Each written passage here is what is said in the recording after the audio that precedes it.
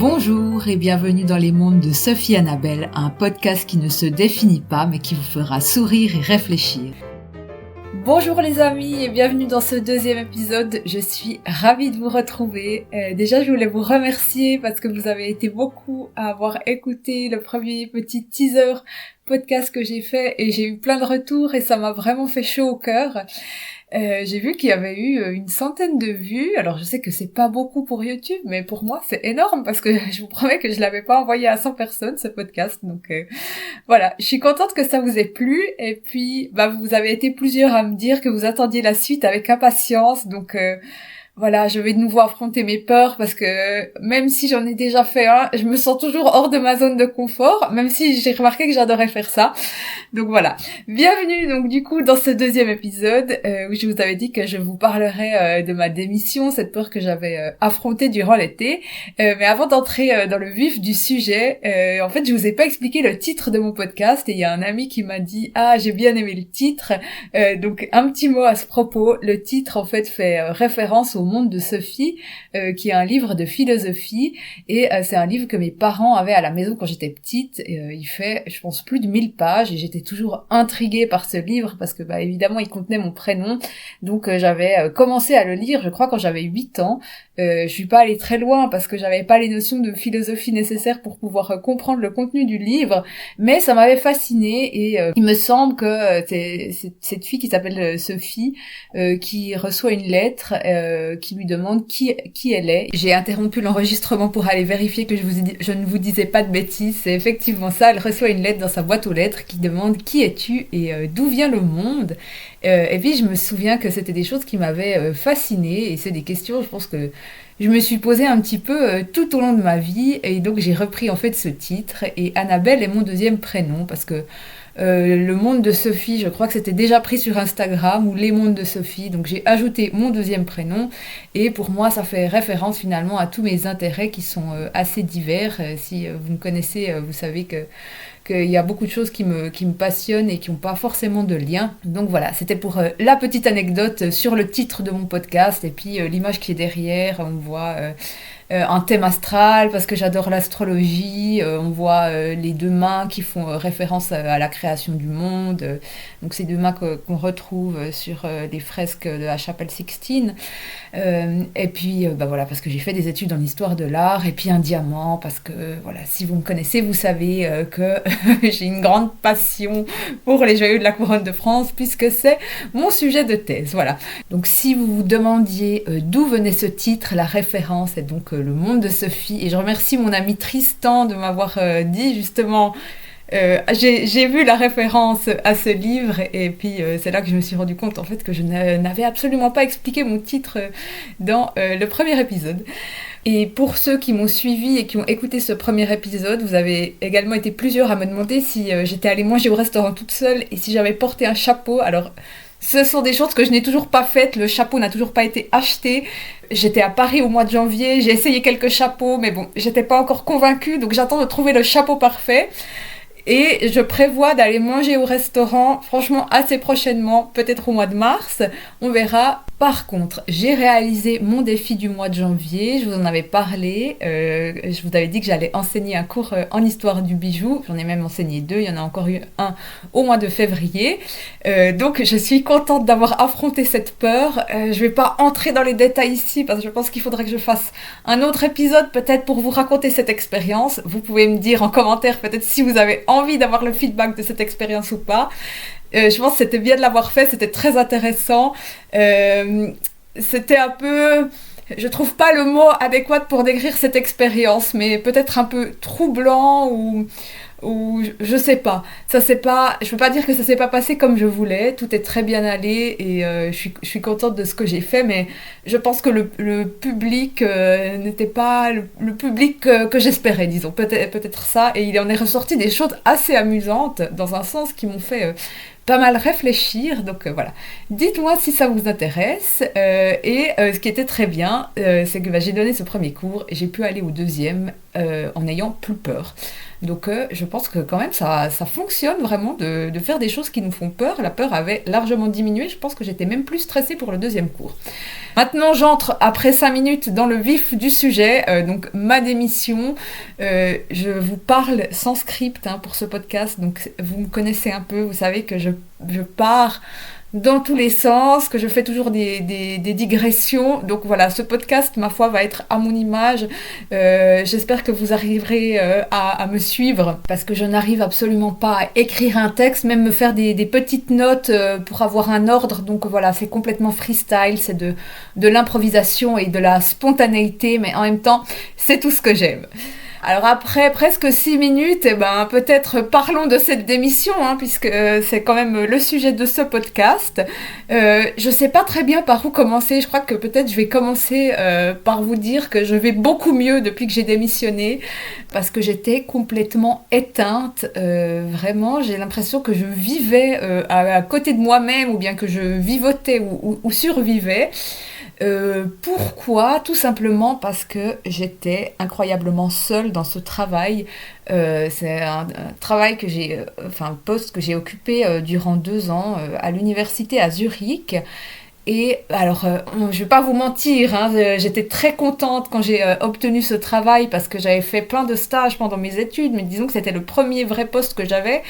Et le premier vrai travail à la sortie de nos études, quand même, il fait plaisir, parce que c'est le début d'une nouvelle vie, c'est un salaire tous les mois, de la sécurité, voilà, tout ce qu'on n'avait pas forcément pendant nos études. Donc j'étais très contente, et puis au début je dirais que ça se passait plutôt bien, malgré le fait que j'étais très seule. Et puis plus le temps avançait, plus cette solitude me pesait, parce que en fait c'était un projet. Je travaillais pour une base de données qu'on était en train de construire avec des images historiques de la Suisse. Donc j'ai appris plein de choses sur la Suisse, et ça m'a vraiment passionnée. Mais en fait c'était un projet qui était très en ligne déjà, avant le Covid déjà, qui avait commencé en ligne. Et puis je dirais que tout était un petit peu dématérialisé. Donc moi j'ai commencé à travailler en ligne. J'ai vu mon chef après 1 année seulement. Et puis j'étais face à moi-même, et je suis une personne qui adore la stimulation, je suis une personne qui adore parler, comme vous pouvez l'entendre, et j'aime les gens, vraiment, j'aime être en contact avec les gens. Et dans ce travail, c'était tout ce qu'il n'y avait pas. Donc j'ai passé énormément de temps avec moi-même, et dans un sens c'était bien, mais dans l'autre, je me connais aussi aujourd'hui, et quand je passe trop de temps avec moi-même, trop de temps toute seule, j'en arrive à des grandes questions existentielles. Et puis, je dirais qu'après environ 1 année et demie, j'étais vraiment arrivée dans la période de creux de ce travail. Je me souviens, c'était pendant l'été 2022. J'ai un souvenir, je sens encore corporellement comment je me sentais. Il faisait affreusement chaud. Je télétravaillais, je faisais une sieste à midi de genre 1/2 heure, comme ça. J'étais complètement down, et puis tous les matins et après ma sieste, je me demandais: mais qu'est-ce que je fais sur Terre ? Donc j'en étais vraiment arrivée à des questions existentielles très très profondes finalement. J'avais une vie sociale à côté, je ne vivais pas en mode ermite, mais le fait qu'il n'y avait pas vraiment d'échange au travail, pour moi c'était vraiment dur. Et en plus, à côté de ça, souvent je faisais des tâches qui s'étalaient sur des mois, et il y avait pas vraiment de changement dans les tâches. Et parfois c'était monotone, en fait aussi. C'était des tâches qui demandaient pas beaucoup de réflexion. Donc j'écoutais des podcasts en même temps, et c'était une période de ma vie où c'est bien, je me suis développée personnellement, mais j'écoutais aussi beaucoup de podcasts de philosophie, de choses comme ça, etc. Donc j'en étais vraiment arrivée à des très grands questionnements. Donc voilà un peu le monde de Sophie, en fait, qui es-tu et d'où vient le monde ? Là j'étais complètement là-dedans. Et puis j'ai remarqué que je pouvais pas m'épanouir dans ce fonctionnement où vraiment il se passait rien. C'était terrible quand j'avais 4 mails par semaine à traiter. C'était des grosses semaines. Je voyais mon chef 1 fois par semaine sur Zoom pendant 10 minutes. On réglait tout le travail de la semaine en 10 minutes. J'avais quand même de temps en temps des séances, mais vraiment, je vous dis, enfin, pour moi, en tout cas, avec ma personnalité, c'était pas quelque chose qui me convenait. Mais il m'a fallu vraiment du temps pour réussir à prendre une décision et pour réussir à partir parce que, tout simplement parce que j'avais peur. C'est vrai que je ne cherchais pas du travail proactivement à côté, je pense aussi parce que, je sais pas, j'étais fatiguée, j'avais pas forcément la motivation, j'avais fait quelques postulations, mais ça n'avait pas donné grand-chose, mais surtout, j'avais peur de partir parce que j'étais juste sécurisée dans ce poste avec mon salaire tous les mois, et puis je me voyais pas fonctionner autrement. Et là, j'ouvre un petit peu le champ de la réflexion.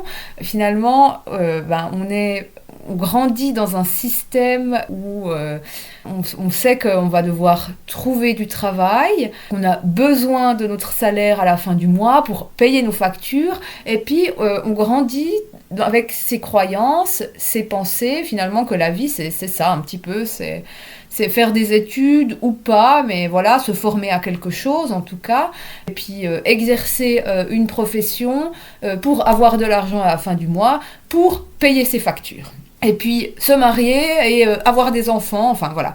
C'est terrible un peu, enfin, on a l'impression que parfois c'est un peu un chemin tout tracé, et puis on est tellement dans ce système qu'on se dit qu'on ne pourrait pas vraiment fonctionner autrement, parce que de l'argent on en a besoin et on ne peut pas faire ça. Donc pour moi, quitter ce travail, en fait ça a été... j'ai dû aller confronter tout un mode de fonctionnement qui était profondément ancré en moi. Alors, je pense que j'avais déjà un petit peu changé, disons, et je me disais, enfin, j'avais pris du recul et la vie n'était pas que le travail, mais j'étais quand même vraiment dans ce mode de pensée où je me disais je peux pas partir parce que j'ai besoin d'argent. Et puis la seule chose qui me tenait dans ce travail vraiment c'était l'argent, il y avait plus rien d'autre.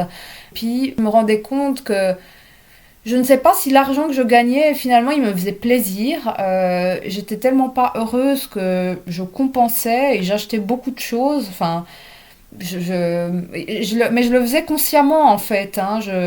Alors je me faisais plaisir, hein, je ne peux pas dire que les choses que je me suis achetées ne m'ont pas fait plaisir, mais je sentais bien que ça compensait une sorte de vide intérieur parce que j'étais pas bien et je ne travaillais pas à 100% parce que je fais toujours une thèse à côté de ce travail. Et puis, je finissais mes semaines le jeudi midi et vraiment, du lundi au jeudi midi, mais c'était insupportable. Et déjà, le dimanche soir, je me disais, oh mais non, c'est reparti demain, j'ai pas envie, j'avais vraiment mais zéro motivation. Il a fallu plusieurs mois finalement de réflexion et puis d'autres choses qui se sont passées dans ma vie personnelle qui ont été un peu des déclencheurs et je suis heureuse aujourd'hui que parfois la vie vienne un petit peu nous secouer puis nous dire de nous réveiller parce que je pense que si j'avais pas eu ces choses du côté personnel, j'aurais jamais réussi à démissionner. Il n'y a évidemment pas eu que ça. Là, ça va être le petit moment où je vais devoir quand même remercier quelqu'un qui m'a, disons, accompagnée, qui m'accompagne toujours. Et je sais qu'elle m'écoute, donc je sais pas trop. Je sais qu'elle voudra pas que je la qualifie de thérapeute, parce qu'à mon avis, c'est pas un terme qu'elle aimerait beaucoup. Donc je crois qu'on pourrait juste dire que c'est une sorte de faiseuse de miracles, peut-être, ou une sorte de coach de vie, si elle accepte le terme, voilà, qui m'accompagne depuis un bon moment déjà, et vraiment qui a toujours réussi à secouer le cocotier quand c'était nécessaire, et à m'accompagner aussi dans la douceur quand il le fallait. Et voilà, grâce à son accompagnement, il y a eu beaucoup de prise de conscience. Et puis, si elle n'avait pas été là, je sais que je n'aurais pas non plus trouvé le courage de démissionner parce que elle m'a un peu, disons, reconnectée à moi-même, à mon potentiel, mes possibilités. Donc voilà, ça va être le moment coup de pub de ce podcast. Si vous êtes dans une situation où vous êtes bloqué, que ce soit autant au niveau personnel, professionnel, enfin bref, toutes les situations de vie, Fabienne est une faiseuse de miracles qui vous révèle à vous-même. Donc je vous mets le lien vers son site web si tout d'un coup vous avez envie de la contacter, et si vous avez besoin de plus de détails, vous pouvez tout à fait m'écrire. Voilà, donc Fabienne, je sais que tu m'écoutes et je te remercie, parce que je ne serais pas non plus en train d'enregistrer ce podcast si tu ne m'avais pas accompagnée. Donc voilà, après beaucoup de séances avec elle, il y a un moment où elle m'a dit « Sophie, là, c'est le moment, il faut arrêter de te cacher derrière tes peurs ». Et j'étais là genre « Non mais c'est vrai, elle a raison, il faut partir ». Et puis il y a aussi eu une grande discussion avec une amie que je garde aujourd'hui toujours en tête, parce que j'ai adoré ce qu'elle m'a dit. Juste avant de démissionner, j'étais à Paris, et puis je passe beaucoup de temps à Paris pour ma thèse, et Paris est une ville que j'adore. J'y ai aussi habité presque une année pendant mes études, et d'habitude quand j'y allais, en tout cas quand je travaillais encore, ça me ressourçait. J'y allais environ une fois par mois pour suivre des séminaires pour ma thèse, et puis j'étais hors de ce cadre, de ce travail ici qui me pompait toute mon énergie, et puis j'arrivais à me ressourcer. Et là, cet été, quand j'y étais, j'étais complètement épuisée. Vraiment, j'arrivais pas à me lever, j'avais pas de motivation, j'avais pas d'envie. Et puis là aussi, je me suis dit, ok,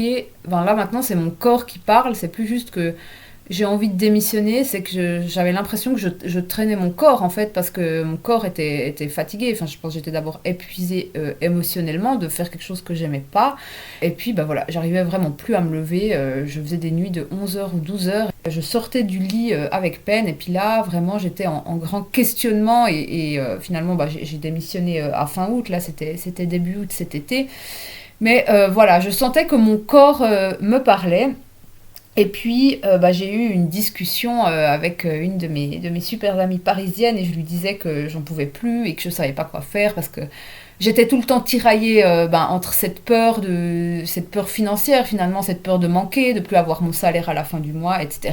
Et en même temps, je sentais que au fond de moi, ça criait qu'il fallait partir, parce que c'était plus possible et que j'avais envie de faire d'autres choses. Donc là, cette amie m'a dit quelque chose que j'ai noté. Donc là, je vais vous le lire. Elle m'a dit, tu sais, passer les 3/4 de ta journée en enfer pour t'aménager un quart de plaisir, c'est un peu bizarre.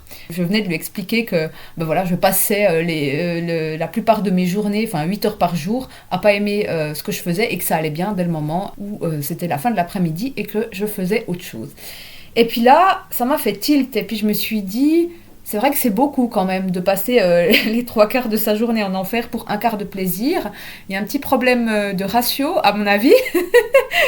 Je pense que tous ces éléments mis bout à bout, l'accompagnement, le trop-plein personnel et cette conversation avec cet ami, ça a fait qu'à un moment, j'ai lâché et je me suis dit, ok, maintenant, il faut partir. J'ai été en arrêt maladie les 2 ou 3 dernières semaines, je crois, et du coup, j'ai eu du temps libre, et puis j'ai vu que quand j'avais pas ce travail, émotionnellement, je me sentais beaucoup mieux. Donc, j'étais pas du tout en dépression ou en burn-out, mais vraiment, ce travail prenait toute mon énergie, et puis ça faisait que finalement, ça influait sur mes humeurs, sur mon état général, et puis c'était un peu comme quelque chose que je mettais de côté quand je travaillais pas. C'est plus là, maintenant je peux profiter, j'ai mes moments de plaisir, et après on repart pour un tour, et être dans quelque chose qu'on n'a pas envie de faire et où on s'épanouit pas. Je me suis dit merde, la vie c'est pas ça. Oui, on est élevé dans ce système où on doit travailler, mais je me suis dit, en fait, j'ai plus envie de devoir travailler, j'ai envie d'avoir envie de travailler, et j'ai envie de faire des choses que j'aime. Aussi, je remarque qu'on a tellement ces croyances qui sont profondément ancrées en nous, et on pense qu'on ne peut pas gagner sa vie en faisant quelque chose qu'on aime. Je me suis dit, c'est l'occasion de voir, en fait, de voir si toutes ces croyances qu'on a sur le monde du travail, si elles sont vraies ou pas, et puis aussi d'aller confronter cette peur de manquer, cette peur financière, parce que je vous promets que là, je vous raconte ça avec du recul, mais le jour où j'ai pris la décision, je pleurais en fait, je pleurais parce que j'étais là, je sais pas ce que je fais, mais je sais que je dois le faire, et j'arrêtais pas de pleurer, parce que j'étais tétanisée, j'avais hyper peur, et puis dès le moment où ça a été acté, que je démissionnais, mais je pense que je me suis jamais sentie autant libre de ma vie. Je pense que ça a été peut-être même une des plus belles journées de ma vie. Je pleurais toujours, mais je me sentais libre, hein. Donc c'était des pleurs de libération. Et je me souviens, c'était un lundi. Je suis sortie en fin d'après-midi. Je suis allée me balader à Zurich au bord du lac. En plus, c'était l'été, donc il faisait chaud. J'écoutais de la musique et je vous promets que j'avais l'impression que plus rien ne me retenait, que je devais rendre des comptes à personne, et ça a été un moment de pur bonheur. Donc je souhaite à tout le monde d'expérimenter cette liberté d'une manière ou d'une autre, hein. Ça ne veut pas dire que vous devez quitter votre travail, mais c'est ce sentiment de liberté quand il se présente à nous dans la vie. Voilà, je pense qu'il faut le saisir, parce que c'est des moments qui sont forts, et c'est des moments où on vit juste dans l'instant, dans le présent. Je trouve que c'est des sortes de moments hors du temps. Donc ça m'a demandé quand même une sacrée dose de courage, hein. C'est clair que c'était pas non plus une décision qui s'est prise du jour au lendemain. Comme je vous l'ai dit, il y a eu de grands mois de réflexion. Je pense qu'il s'est peut-être même écoulé une année entre le moment où je me disais vraiment je commence, enfin ça, j'ai plus envie, et le moment où j'ai vraiment pu partir. Et puis durant cette année-là aussi, c'est marrant parce que j'ai rencontré plein de gens qui avaient mon âge, donc j'ai 29 ans, qui me disaient qu'ils ne s'épanouissaient pas dans leur travail, que ça n'avait pas de sens, etc. Et je remarquais, finalement, ça me faisait vraiment écho. Je voyais qu'il y avait beaucoup de personnes dans ma tranche d'âge qui ne s'épanouissaient pas dans le travail, et qui se sentaient complètement bloquées, qui recommençaient des formations, qui se tournaient vers des choses plus pratiques, des métiers plus manuels. Et puis, c'est pour ça en fait que j'ai eu envie de vous parler de ça aujourd'hui, parce que je ne sais pas si c'est quelque chose qui est propre à notre génération, ou qui est peut-être juste propre à la période dans laquelle on est maintenant, peut-être aussi avec tout ce qui s'est passé ces dernières années, la pandémie, etc., où les gens ont peut-être plus remis en cause le travail que dans les années précédentes. Mais en tout cas, j'étais intriguée de voir que j'étais pas la seule à faire face à ça.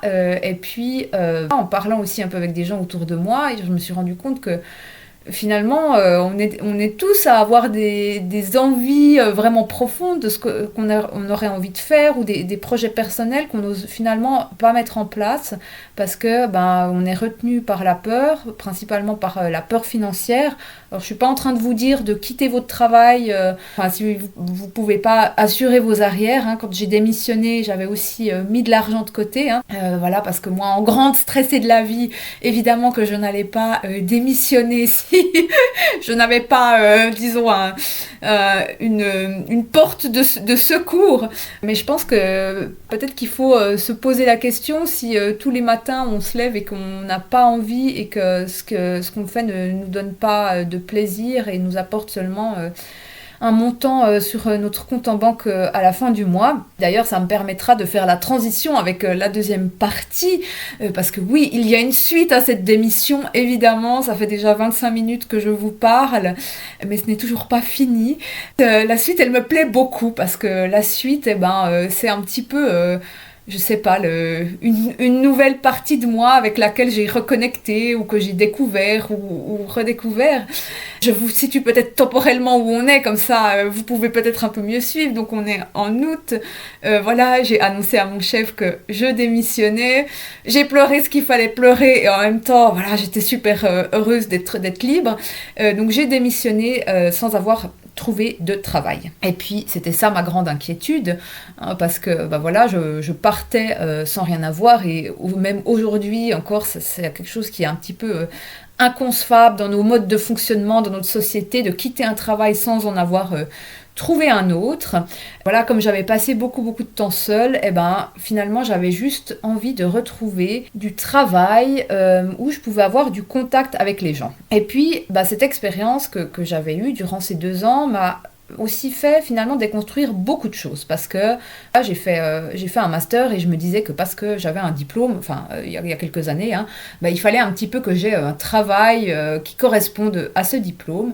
Et puis en ayant eu cette expérience à l'université de Zurich, je me suis dit non, il faut pas que tu aies un travail à la hauteur de tes diplômes, il faut que tu fasses juste quelque chose que tu aimes, où tu es heureuse de te lever, où tu es heureuse d'aller au travail, de voir des collègues. Et puis donc comme j'avais envie de reconnecter avec le monde, j'avais envie de trouver quelque chose dans un café ou à l'accueil d'une institution, d'une entreprise, quelque chose où je pouvais juste en fait parler, compenser ces 2 ans de non-bavardage, parce que rendez-vous compte, tout ce que je parle dans ce podcast, pendant 2 ans, je me suis presque sentie privée de parole, donc bref, il fallait compenser ça. Donc c'était un petit peu les idées que j'avais en tête, mais j'avais pas fait grand-chose, si ce n'est demander à quelques endroits où j'allais à Zurich si tout d'un coup ils n'engageaient pas du monde, etc. Et on m'avait répondu non, pas pour le moment, mais si jamais, voilà, on sait que vous êtes intéressé. Voilà, maintenant je dois faire une autre digression, je suis désolée, je fonctionne comme ça.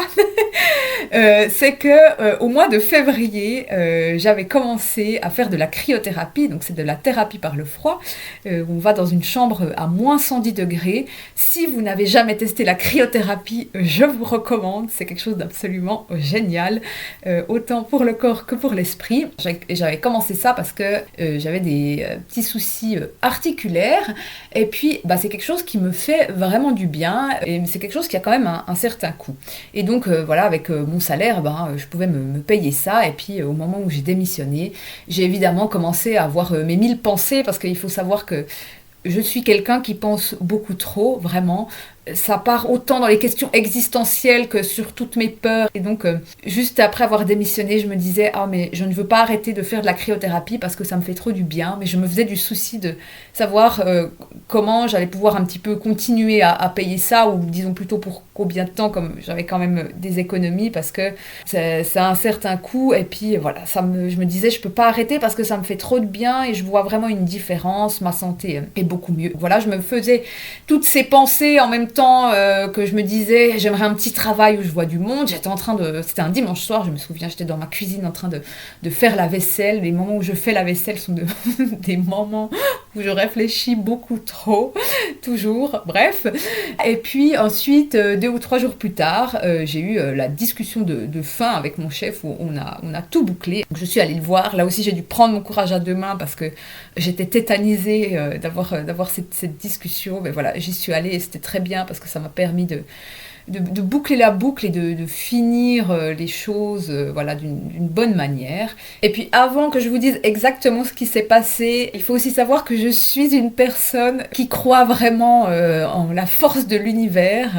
Voilà, je l'assume complètement. J'aime croire que il y a quelque chose de plus grand qui nous guide, qui nous accompagne dans la vie. Et justement, en démissionnant, pour moi, le challenge était aussi de réussir à avoir cette confiance absolue en quelque chose de plus grand. On le nomme comme on veut.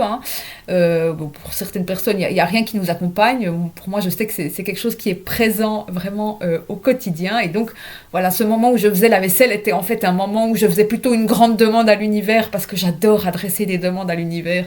Donc, je reviens maintenant à l'histoire de cette conversation avec mon chef. Donc ça se termine, je suis soulagée d'avoir tout bouclé. Et puis 2 heures après cette discussion, j'ouvre mes mails et là, je vois un message du centre de cryothérapie qui me dit « Ah, salut Sophie, voilà, tu nous avais demandé si on avait besoin de quelqu'un dans la team. Maintenant, on est à la recherche de quelqu'un. Est-ce que tu es toujours intéressée? On a besoin de quelqu'un pour tout de suite, plutôt pour les week-ends. Par contre, on est encore une start-up, donc on ne peut pas offrir un salaire très haut, mais on offre à tous les employés l'accès gratuit à la cryothérapie sans limite. Donc, ils peuvent venir tous les jours s'ils en ont envie. Dis-nous si tu es toujours intéressée. » Donc, j'ai quitté ce travail et 2 heures plus tard, en fait, j'avais un nouveau travail.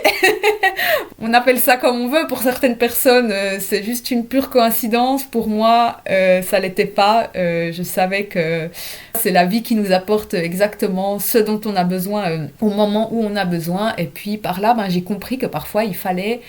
Enfin, pas parfois, très souvent même, finalement, il faut faire du vide pour que d'autres choses puissent arriver. Et puis parfois, on s'accroche à quelque chose en se disant j'en ai absolument besoin ou c'est absolument ça que je veux, et puis en fait on s'empêche d'avancer et surtout on s'empêche de faire du vide pour laisser la place à quelque chose de mieux et qui nous correspond beaucoup plus. Et puis ça vaut, je pense, pour toutes les situations de la vie, parce qu'on va pas se mentir, le changement c'est pas confortable et ça fait peur. De mon point de vue en tout cas, si c'est ce terme qu'on n'aime pas, mais si on lâche prise, hein, et je le dis aussi pour moi, parce que, oh là là, comme c'est dur de lâcher prise, hein, je suis la première à parfois aller à contresens, disons. Je crois qu'il se passe vraiment des choses formidables, mais voilà, il faut réussir à faire confiance, et puis voilà, pour moi, là, c'est juste la vie, l'univers qui est venu me montrer que quand on suit aussi sa voix intérieure, son intuition, son instinct, les choses qui doivent arriver arrivent. J'ai commencé donc à travailler dans ce centre de cryothérapie. Maintenant, je suis en contact avec des gens, je suis à l'accueil de ce centre, j'accompagne les clients parce qu'on a d'autres appareils aussi que juste de la cryothérapie. Et puis surtout, j'ai trouvé des collègues, et puis c'est une ambiance qui est fabuleuse. Donc je suis passée de rien au niveau social à tout. C'est comme un petit peu une famille, mais dans le très bon sens du terme. J'ai un plaisir fou à aller travailler, et puis je travaille les week-ends, et puis au début je me disais je vais de nouveau être un petit peu... vous voyez, travailler les week-ends, on n'est pas forcément habitué. En fait, on a de nouveau nos pensées et nos croyances du style, les week-ends, c'est le moment où on a du temps libre. Et c'est vrai que pour la plupart des personnes, c'est ça. Puis je me disais, mais est-ce que je vais quand même encore pouvoir voir mes amis ? Finalement, on s'arrange autrement. Puis je trouve que parfois, c'est bien de sortir de cette zone de confort. Maintenant, je me rends compte que j'adore travailler les week-ends et j'ai un plaisir fou à aller travailler. Je suis désolée, il y a un avion qui passe. J'espère que vous ne l'entendrez pas sur ce podcast. Bref, tout ça pour vous dire qu'aujourd'hui, je gagne beaucoup moins d'argent, mais je suis 1000 fois plus heureuse. Et ça ne veut pas dire que j'ai plus de peur financière, elles remontent à la surface, hein. Elles sont toujours là, mais je me rends compte aussi, j'ai démissionné à fin août, on est en février, je suis toujours là, j'ai mangé à ma faim jusqu'à aujourd'hui, j'ai continué à avoir des amis, j'ai continué à sortir, évidemment j'ai fait quelques adaptations dans mon mode de vie, mais j'ai vraiment gagné en sérénité, en bonheur. Enfin, je sais que c'est une période de transition pour moi, que autre chose viendra. Puis, je pense que c'est normal d'avoir peur, hein, parce qu'on a juste été élevé avec cette habitude d'avoir un salaire à la fin du mois. Aujourd'hui, j'ai toujours un salaire, mais il varie parce que je travaille pas toujours le même nombre d'heures par mois. Je vais pas vous dire que ça me fait plus peur, mais ce que je peux vous dire par contre, c'est que je suis 1000 fois plus heureuse avec ces peurs qui sont encore un peu là, mais surtout avec cette liberté que dans ce travail où j'avais de l'argent, mais où finalement je me sentais complètement coincée et où j'avais aucune envie de me lever. Donc si on compare les deux, pour moi, les peurs financières sont moindres par rapport à mon épanouissement personnel, à comment je me sens, où maintenant je me lève le lundi avec une joie pas possible. Voilà, j'ai une amie, celle avec qui je fais les défis de 2024 pour la peur. Maintenant, on s'écrit tous les lundis, joyeux lundi, parce qu'elle a aussi fait des changements de vie et on était très très synchro et on s'est dit, mais depuis qu'on est dans ce nouveau mode de vie, mais tout est beaucoup plus beau, les lundis sont incroyables et on a du plaisir à se lever et on a du plaisir à faire ce qu'on fait, et puis ça m'oblige à vivre au jour le jour. J'aime bien finalement parce qu'en fait j'ai l'impression que toutes les portes sont ouvertes, c'est-à-dire que si quelque chose se présente sur mon chemin, si j'en ai envie, je peux y aller, alors qu'avant j'avais mon contrat et puis c'était pas ouvert, j'avais l'impression qu'il y avait il y avait pas la place en fait pour laisser venir des choses, et puis ça me fait penser en fait à une discussion que j'ai eue avec une super amie aussi, et je pense que Chloé, tu m'écouteras, donc si jamais tu pourras me corriger en commentaire, mais on parlait justement du monde du travail, et puis elle a trouvé une super métaphore parce que je lui disais, tu sais, moi je sais pas si aujourd'hui je pourrais re-signer un CDI parce que je crois que ça me ferait peur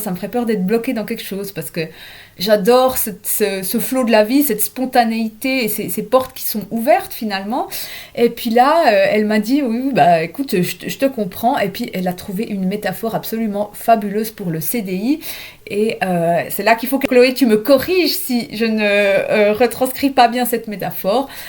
C'est la métaphore du bain. Donc en fait, elle m'a expliqué qu'elle trouvait que finalement le CDI, donc le contrat à durée indéterminée, était comme un bain chaud où en fait on s'y met au début et c'est confortable.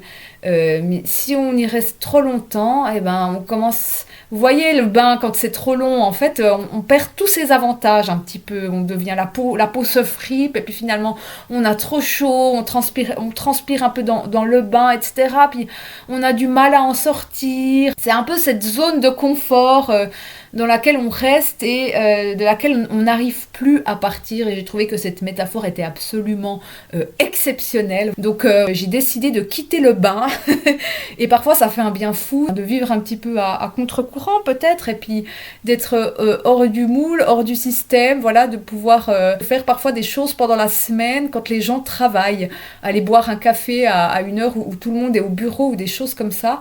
Et j'ai l'impression d'avoir redécouvert la vie d'une autre manière. Et puis oui, ça me force à être dans une vie d'ici et maintenant, parce qu'en ayant démissionné, en fait, j'ai pas le choix que d'y aller pas à pas, de voir ce qui vient, et puis de me dire aussi, ok, là, j'ai assez d'argent pour tant de mois, donc pour le moment, eh ben, c'est pas nécessaire de se faire du souci. Et c'est très bien parce que ça ramène juste au moment présent. Aujourd'hui, je suis quand même profondément persuadée que c'est la clé du bonheur parce que sinon, ben, on passe sa vie dans le passé ou dans le futur et puis en fait, ben, la vie, c'est maintenant que ça se passe. C'est pas à un autre moment, c'est au moment même où vous m'écoutez, où vous êtes peut-être, je sais pas, en train de marcher dans la rue, assis sur un banc, en train de faire la vaisselle en m'écoutant, ou que sais-je. Et souvent, on oublie à quel point ces petits moments, cet instant est important. Donc voilà, ça m'a ramené à ça, et puis c'est un retour qui est assez fabuleux parce que maintenant, je pense que je savoure la vie, alors qu'avant, j'avais plutôt tendance un petit peu à l'engloutir. Et puis chaque instant devient précieux et il devient plus beau. Je crois que j'arrive à la fin de ce podcast. Certainement, me connaissant, j'y repenserai. Je me dirai que j'ai oublié de vous dire beaucoup de choses. Ça viendra dans les prochains podcasts. J'espère que ça vous aura fait réfléchir. Si vous êtes dans une période de transition, que vous avez envie de démissionner, que vous avez envie d'opérer des changements dans votre vie. Et puis, eh ben, si vous êtes parfaitement heureux dans votre travail, eh ben, je suis ravie. Ah oui, et peut-être je finirai sur quelque chose que j'ai dû aussi complètement déconstruire en quittant ce travail. C'est la réponse à la fameuse question « Qu'est-ce que tu fais dans la vie ?» Je n'ai pas de réponse à cette question aujourd'hui. Avant de faire, je suis. On n'est pas notre travail, on est des êtres humains d'abord, d'émotions, de sensibilité, mais nous ne sommes pas notre profession. Voilà, j'ai appris à ne plus me qualifier à travers le travail et puis surtout j'ai appris à ne plus exister à travers mon travail. Donc s'il vous plaît, quand vous rencontrez de nouvelles personnes, ne leur demandez pas ce qu'ils font dans la vie, abordez la conversation autrement. Moi je sais pas ce que je répondrai aujourd'hui à ça, mais avant de faire en fait j'existe et puis je crois que parfois exister, c'est déjà assez et c'est suffisant parce que quand même la vie sur Terre est une expérience absolument déroutante, disons, et puis parfois le simple fait d'être là, c'est assez.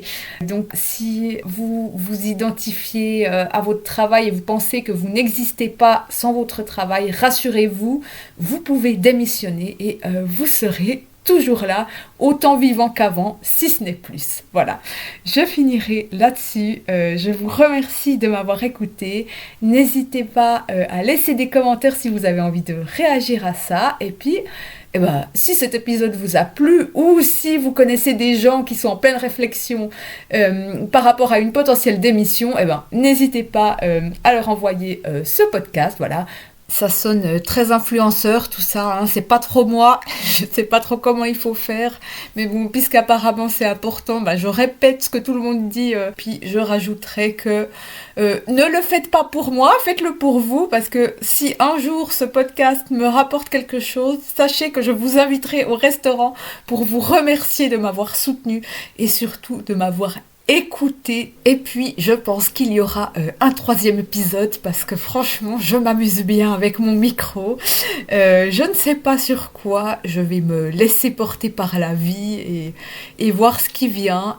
Si vous avez des idées, dites-moi, laissez un commentaire si vous avez des idées ou s'il y a quelque chose dont vous aimeriez que je parle, s'il y a des choses que j'ai mentionnées dans cet épisode qui vous ont inspiré, faites-le moi savoir. Et puis j'en parlerai dans un prochain épisode. Et puis sinon, ce sera selon l'envie du moment. Donc je vous dis à tout bientôt pour de nouvelles aventures.